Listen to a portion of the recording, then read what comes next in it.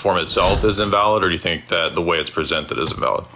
Oh, no, it's not invalid in virtue of its form. I mean, like, you can have question-begging arguments can be valid. Okay, but I'm saying, do you think that the way that tag is presented when you stick God in, or is it the form of the argument itself that's no good, in your view? Again, the form, it's a kind of informal fallacy, begging the question. Technically, question-begging arguments are formally valid. Not begging the question, though. Okay, well, that's what remains to be seen. Every time it's been presented, it tends to beg the question.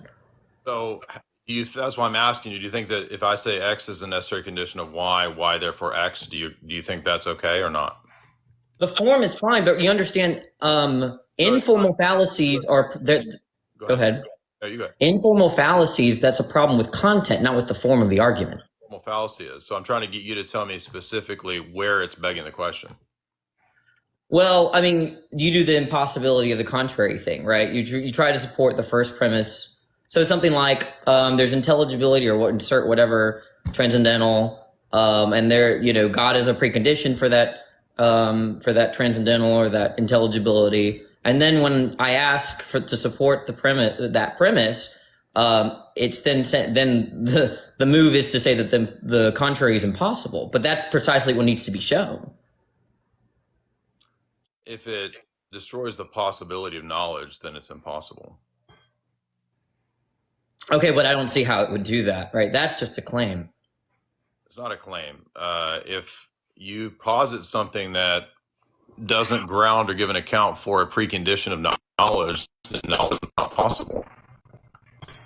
If you posit something, well, I don't take atheism to be some view of like an epistemological view. It's not supposed to account for anything. Just like I don't believe in unicorns, that's not supposed to account for transcendentals. That's the problem. So now you're trying to have knowledge claims and skirt the giving an account for how knowledge is possible. So you have to give an account for epistemology. I mean, sure. I mean, I could see why you would say that, but atheism, again, is not a position that asserts like anything about it epistemological. That's not true. You do. Well, why? What about atheism implies a particular? Because any knowledge claim requires justification for that knowledge claim. So even for you to say that atheism doesn't posit knowledge claims is a knowledge claim. No, well, first of all, they're atheists that say they believe, and they don't even claim to know. They just believe. I don't care what the other atheists say. Your position. I'm saying atheism is not defined in terms of knowing that God doesn't exist. I'm not talking about specific knowledge about theism. I'm talking about any knowledge claim. Everybody has epistemology. Let's reset, right? Do you take atheism to be a view in epistemology? Atheism requires some epistemic content to have any claims at all.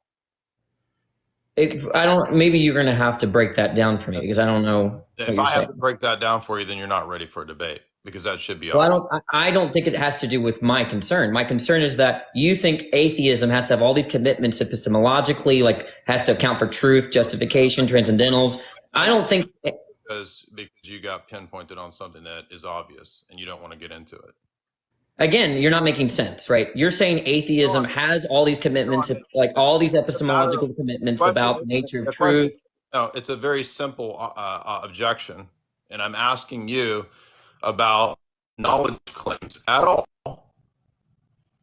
And I'm asking you for justification for any knowledge claim. And you're saying I don't have to do that. But what does that have to do with you supporting the premises of the tag argument? Because tag can be laid out as an ontological argument, or it can be laid out as an epistemic argument. So I'm going into the epistemology angle of it.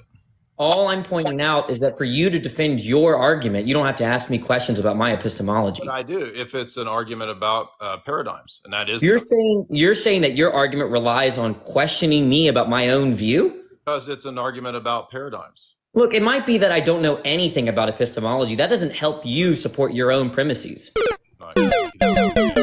So once you start, he makes knowledge claims, and once you ask for justification, he says, I don't have to do it. Exactly.